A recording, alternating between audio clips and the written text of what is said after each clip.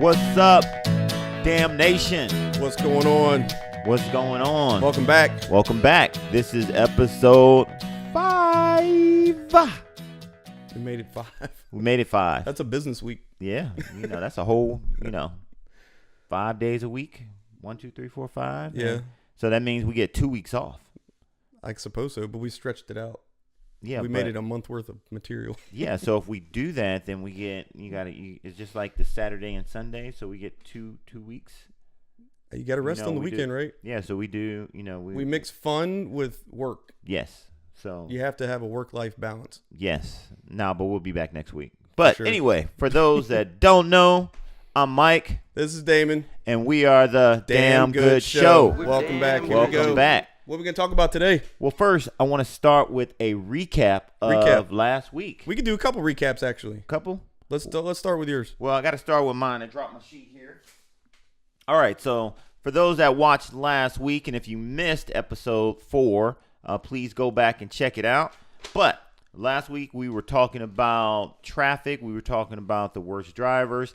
And this sad story came about. No, we established that you're one of the worst drivers. No, that was not even part of the discussion. But we established that I was bamboozled.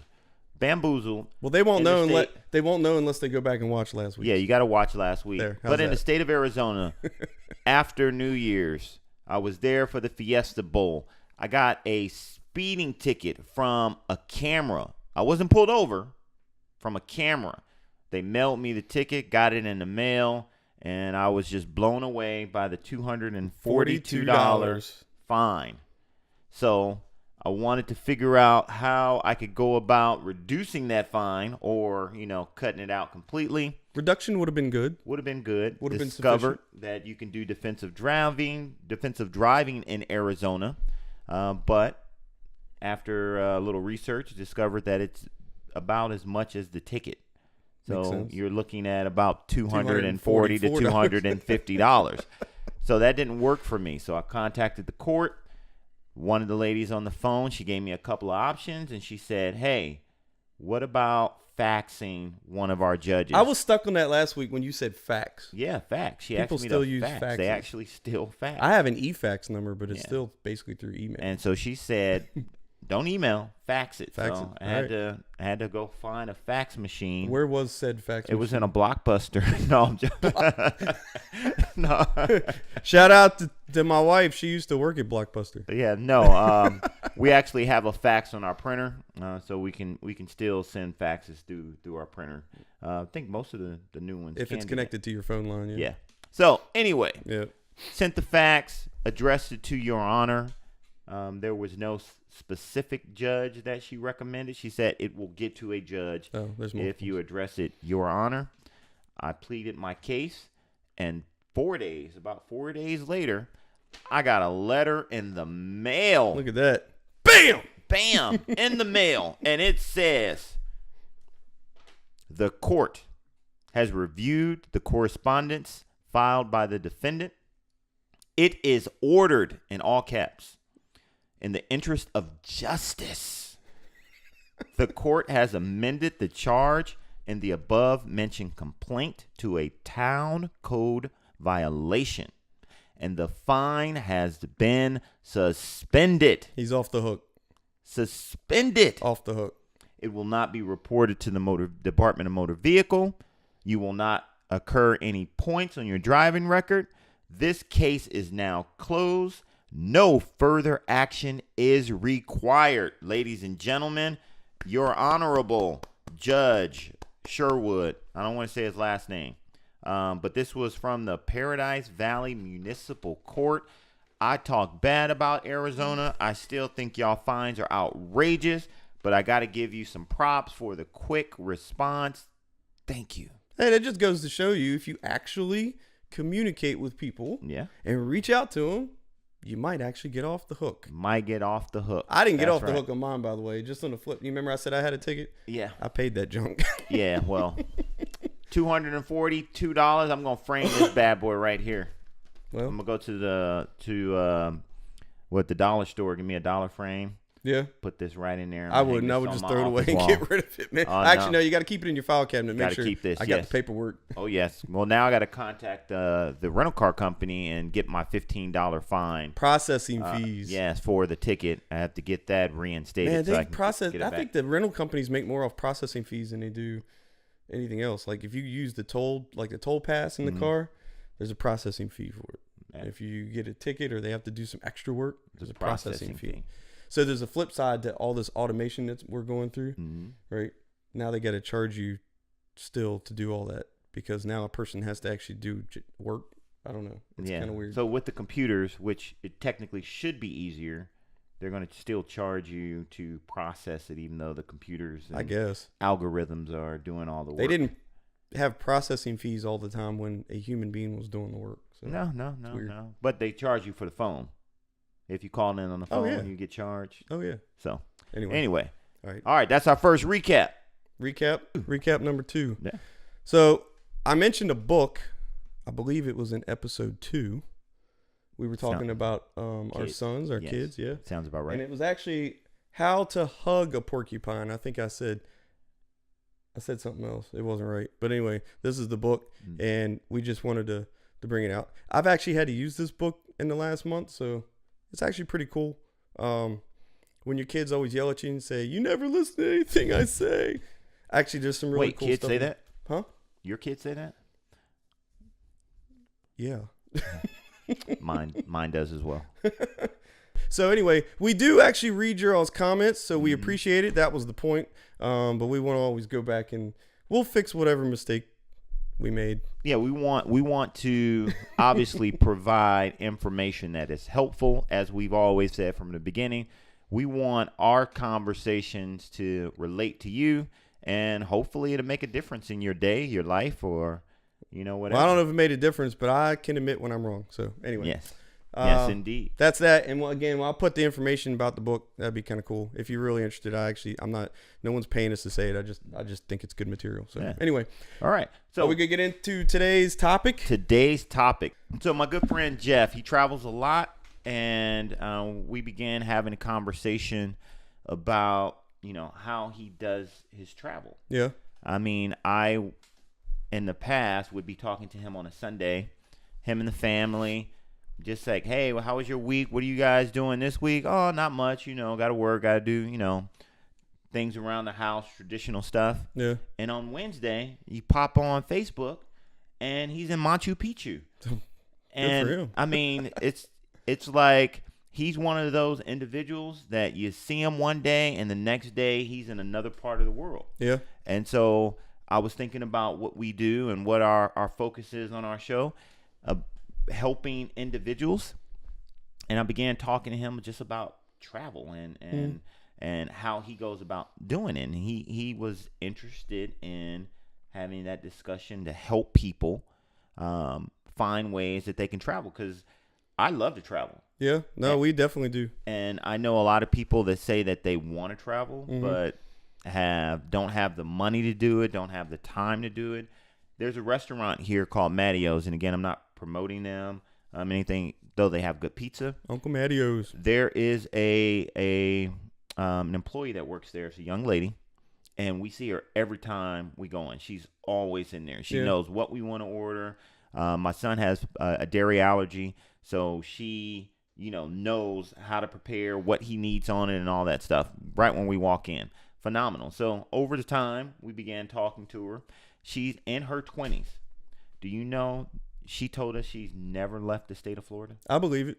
Never been out of the state of Florida? Yeah, I believe it. So I grew up in a real small town, and I didn't travel a whole lot. The furthest we ever went, outside of the state of Virginia, was down to Myrtle Beach for the week, for 1 week out of the year, and that was maybe every other year. No.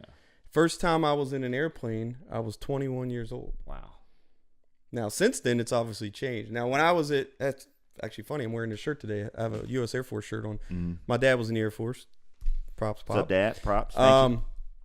But I wanted to be a pilot, which is kind of strange. I did too. Living in a small town, right? Because I wanted to go to the Air Force Academy. I wanted to be a pilot.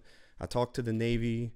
Long story short, that's a whole different conversation about going to college. But anyway, I'd never been on an airplane until I was 21, and I graduated with my undergrad, and I started traveling for work. And the first place I went to was Phoenix, Arizona. I bet you can get a red light speeding ticket. No, at the time I was with some other people, so I don't even think I was driving, but it was my first time in an airplane.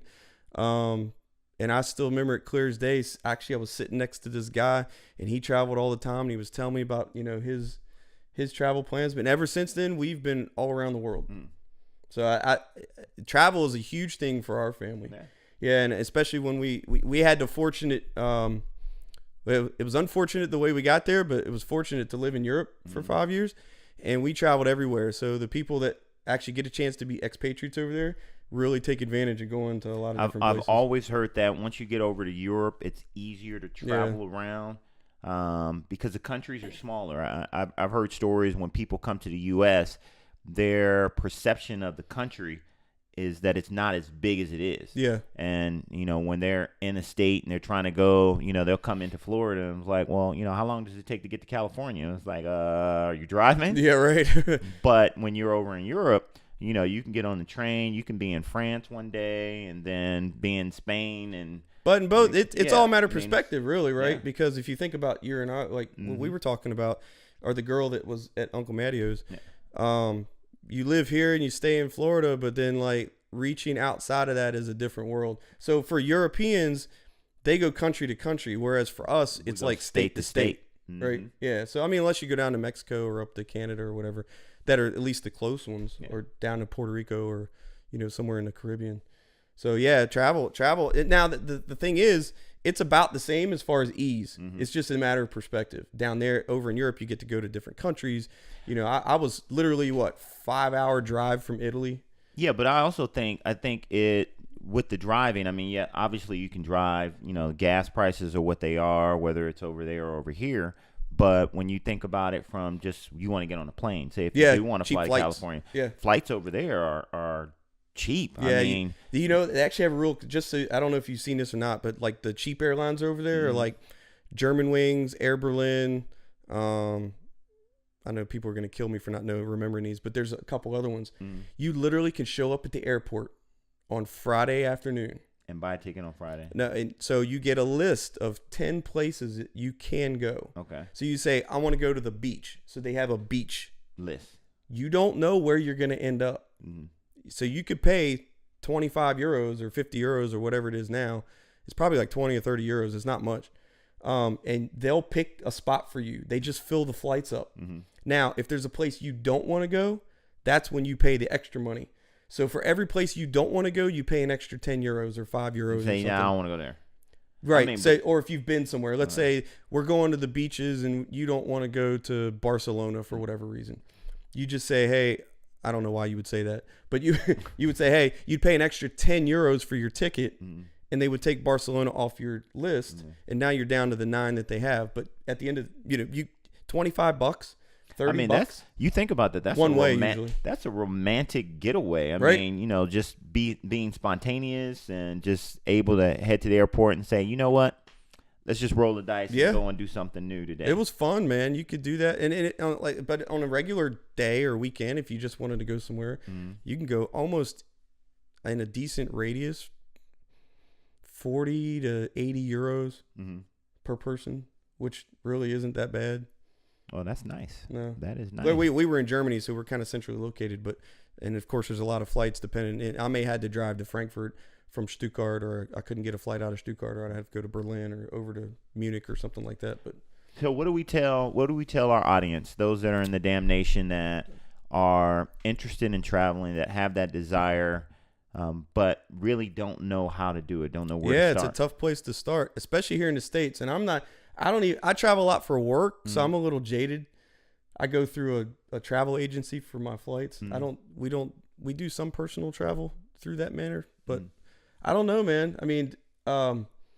What are some of the options we have here in the States?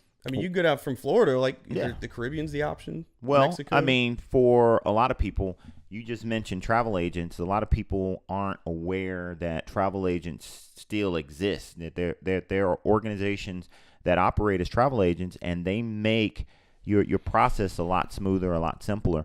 And many of them don't charge fees. So when you're using a travel agent, you're able to utilize their services, their knowledge, their expertise to help you plan a getaway that will. Now, what do you mean be they don't charge affordable. fee? They don't charge the Well, they don't fees? charge the individual. So for you, if you were contacting your travel agent, you say, hey, I want to fly to California, or hey, I want to take a cruise.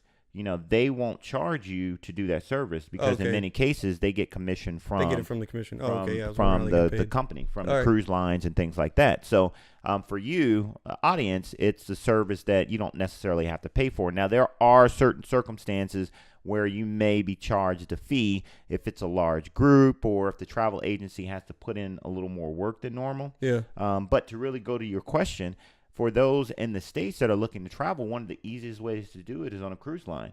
Oh, really? Because cruise lines are inexpensive, depending on the time of year. You can get a 3-day, 4-day cruise for about $300 a person. Yeah, and I've seen some websites where you can actually search through them all too. Yeah, right? Yeah. And you can do that. And for those that have never been on a cruise, it's all you can eat. You're not paying to eat dinner, breakfast. It's you wake up, you can go to the cafe. I mean, they have a number of different places that you can go on the ship and just eat. I mean, if that's your thing, you don't have to worry about that.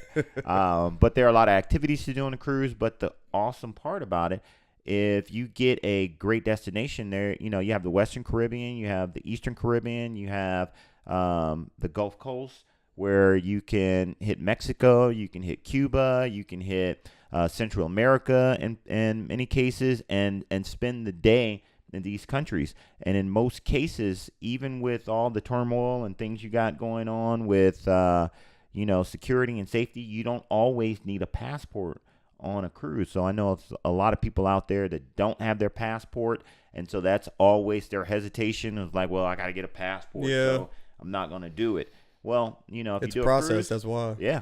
But if you do a cruise, all you need is a state-issued ID, your birth certificate, and I mean, you can see a little piece of the world. See, we've only been on one cruise, but I tell you, it was really cool because we were in the Mediterranean. We left out of Venice, so we made it like a whole big trip for us when we were over there for our summer vacation. But we took a train down from Stuttgart to Venice. We stayed in Venice for a day. Got on the boat. Excuse me, the ship. They are ships. They're ships. Yeah. They have boats on the ship. It's a big boat.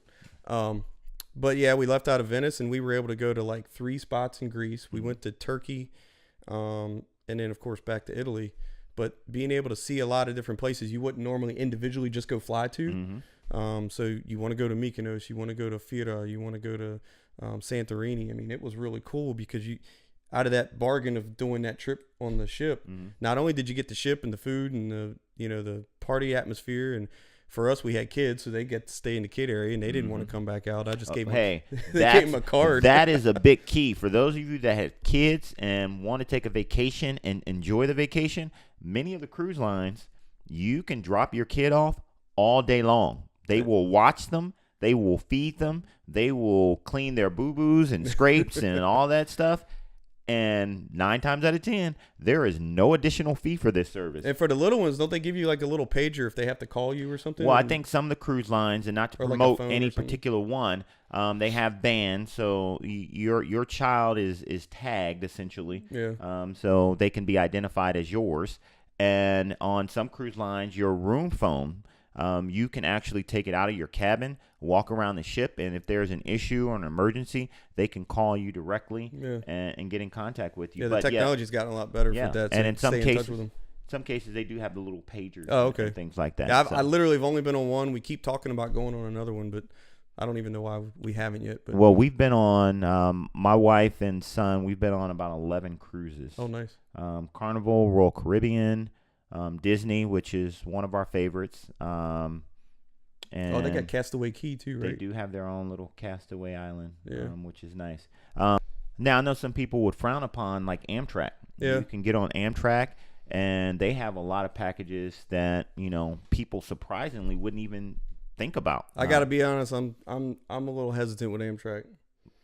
I don't know why, and maybe it's because I was again spoiled from riding all the German train system, but Yeah, I would still do it. I can't say I wouldn't do it. Let me say this. Let me say this. And just doing a little research, they have services on Amtrak. They have special trains that they have these little roomettes.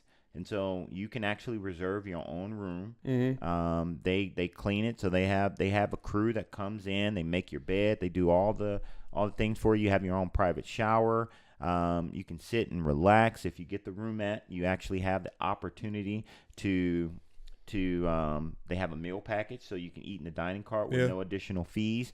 But the cool thing about it, in the research, they have these tour packages. So just hypothetically, for anybody that's in the New York area, you could take the Amtrak train, get your roomette. You have your own place to like stretch out and lay down in a bed. Yeah. You can shower. 1 day trip takes you down to New Orleans. And while you're down in New Orleans, you get off the train. They have a tour package for about 2 to 3 days where you can see New Orleans. You're staying at a hotel that's included in the package. You get a dinner voucher to one of their historic restaurants. You get to do some tours and different things like that. And that's just one of the packages that I looked up. And this is just for those individuals that want to, get out of their hometown, like you said, in Virginia, or the young lady that's never been out of Florida.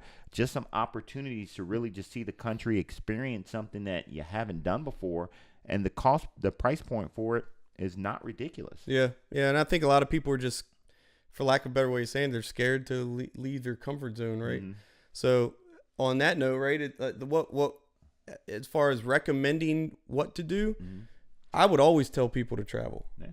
I mean, without a doubt, travel. Like, get out and do stuff, because all you're going to do is improve, all the experiences that you have. Mm-hmm. Obviously, we can get into this later, but that's what builds you as a person.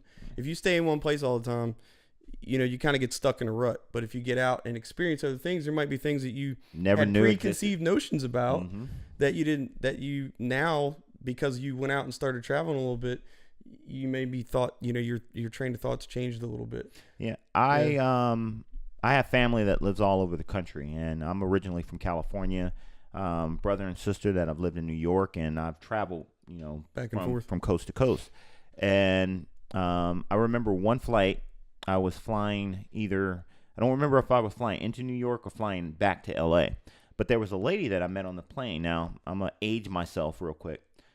On the plane, they had the Sky phones, where you had the phone behind the seats. Yeah. And you have to use the credit card. You can swipe and you can make phone calls. Yeah, right. Well, she was traveling and she needed to make a call. And she wasn't sure quite how to use the phone. So I was sitting next to her, and I saw her struggling with the device. So, kind of walked her through the process, showed her how to use it. She made her call. And then after that, we started talking. Come to find out, she's a teacher. Yeah. And she was in the States for kind of an education forum, talking about and learning different teaching methods and things from her country. Now, she wasn't from the U.S. She was actually from Australia. And she was here. Good day, mate. Good day. And after our conversation and we got to know each other a little well, she was like, hey, if you and your family are ever in Australia, look us up, come by and visit. Yeah. Well, I'm a social butterfly. For those of you that do not know me, I have no problem whatsoever talking to anybody. Never have a problem. True story. So if you ever meet me on a plane, in a car, on a train, and you invite me to your house, I may show up. Knock, knock. So my wife and I, this happened before we got married. So on our honeymoon, we went to Australia. Nice. And called the lady beforehand and said, hey, we're on our way. We're coming. And I didn't think you'd actually show up. Yeah. So this weird American. But this is the cool thing, and I don't want to stretch this story out too long, but we flew into Sydney. I got a story to tell you about Sydney, but I don't know if we have enough time today to do that. Flew into Melbourne. So Sydney, and then fly south. We were down in Melbourne. We rented a car, and we had to drive 300 kilometers, because that's how they measure it there. And we ended up in a small town called Talangata. I've heard of it. Now, we pronounce it all kind of different things. When we actually landed in Australia, we were saying Talangata. or something along the line, and the custom agent was looking at us crazy. Yeah, like what are you talking about? Yeah, that place does not exist here. Yeah. But all in all, we get to It's like this town. It's like Canberra. Canberra. It's Canberra, but they pronounce Americans, I've heard them say Canberra. Canberra. It's just the way it's spelled. Anyway. Cadbury. There you go. There you go. Cadbury. But I get to this town, and the way that I describe this town is Mayberry. If any of you have ever watched Andy Griffin show, black and white Andy Griffin show. Oh my God, why do we keep doing things to date ourselves? No, I'm not dating myself. Andy Griffin comes on television today. It still comes on the ancient TV station. Hey, I like to watch the classics. Okay, but anyway, this town reminded me of Mayberry. They had a butcher shop, they had an ice cream parlor, they had one movie theater, and it sounds like my hometown. When we arrived, we talked, and everybody was excited, and she was, what do you guys want to have for dinner? Hey, we're in Australia. We're open to whatever you guys, regular have. So she got on the phone. Made a phone call. And I tell you, about an hour and a half later, the entire town showed up. Oh, nice. With potlucks, and they brought all types of food. And we set out by the river. They have this river under some trees. And, it was the most magical thing that I have ever experienced. And now in Telangata, what is it, Telangata, they have Michael and Ebony Garcia Day. Yes, they do. They celebrate. No, but what they did have, they had a celebration. This is how small the town is. They had a celebration when they opened their first ATM in the town. Sweet. Yes, because you could only get money 2 days a week in this town. Where the bank was open? Yeah, when it was open. And so, again, an experience that I had by traveling in the States never had before. That I would never had if I didn't speak to somebody on a plane and help them with their situation, and then having the courage to make the trip. And now, if you guys are like saying, hey, it's expensive to travel to Australia, we actually made that entire trip. And now this was a trip that we flew out of Los Angeles. We landed in Sydney. We connected in Melbourne. We had a hotel in Melbourne. We had a rental car in Melbourne. Mm-hmm. And then the time that we spent there, we spent about 4 or 5 days there. And then we flew back to Sydney and spent another 4 to 5 days there. So you did almost 2 weeks. Almost 2 weeks. That entire trip, hotel, rental cars, was about $2,700. That's not hateful. For 2 people? For 2 people. But that was what? When were you married? Don't do that to me. Oh, no, we got married in 2002. Okay. It was about a year before I think we got married. 16 years. Yes, that sounds right. Ours was 2003. Yeah. Sorry. You know you're going to get me in trouble, right? Putting me on the spot like this. Yeah, nah, you're absolutely right. $2,700 today, 3. You could probably get away with 3. You could, but I think in some cases, if you budget it right and do it right. Yeah, but I think in some cases you can still find those type of trips. Yeah, it's expensive if you try to go if you're on if you're on a work trip, mm-hmm. they just charge the company whatever they charge, and you don't even pay attention to it. But if you're going for personal travel, there's definitely ways. The other key way is if you're 60, 90. 120 days out. Mm-hmm. Usually there's some time frames with different flights. That is the best time to buy your flights.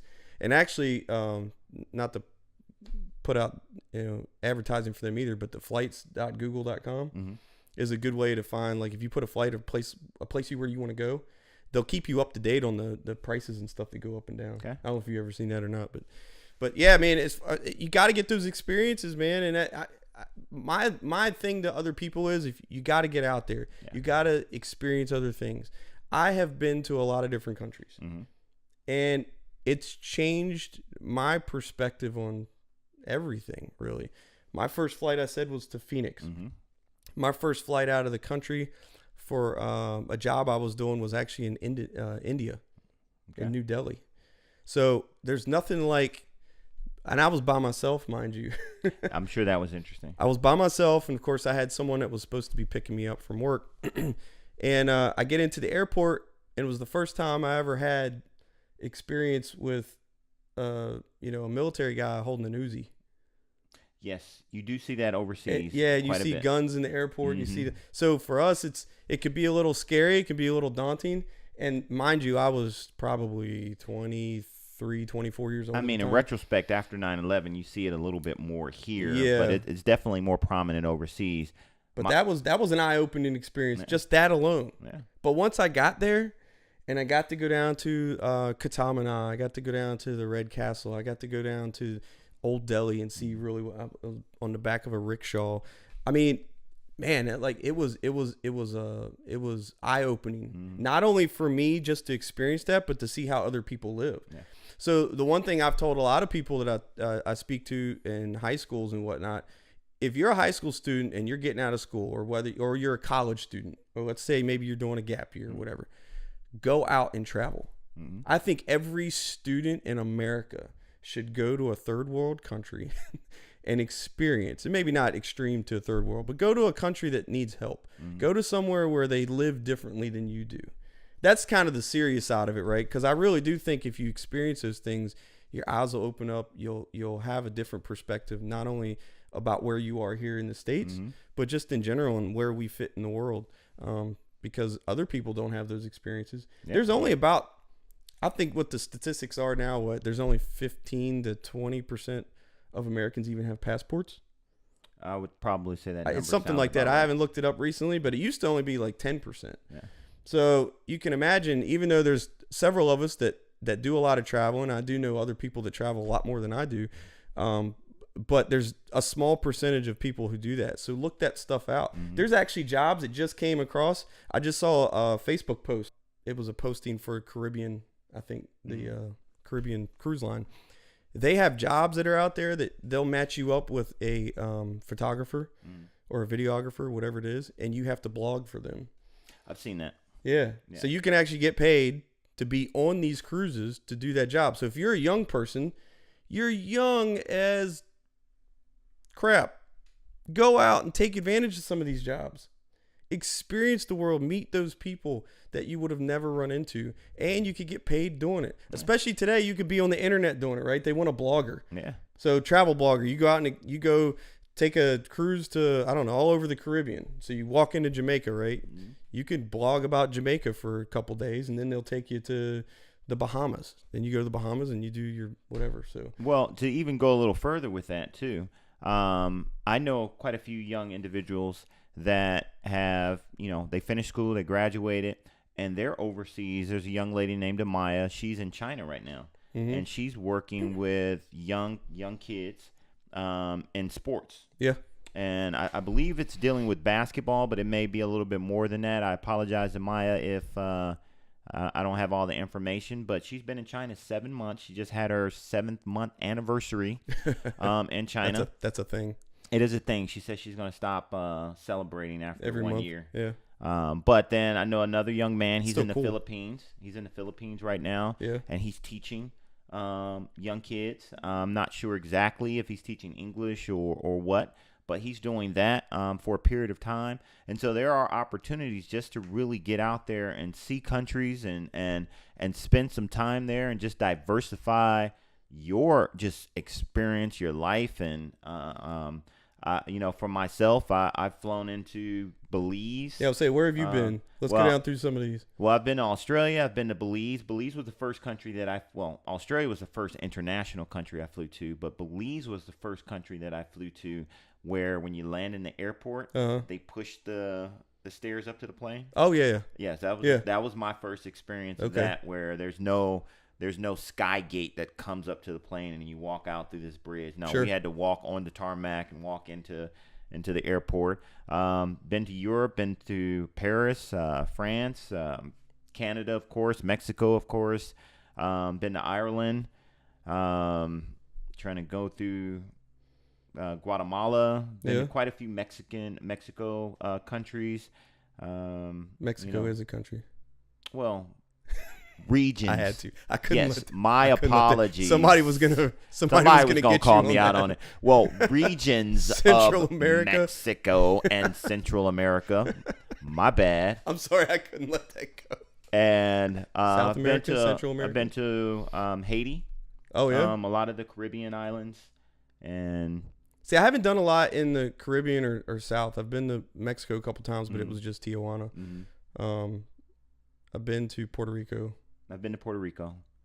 And I had mofongo. Oh my lord. Oh, yes. mofongo is good. Oh, we used to have a restaurant here that used to serve mofongo. It was called mofongo. Yeah, but it's not. It wasn't the same. That's why it's no longer there. But what else? I've been to a lot of places in Southeast Asia. Mm-hmm. And on your note of people who used to travel around teaching English, I had a friend from high school.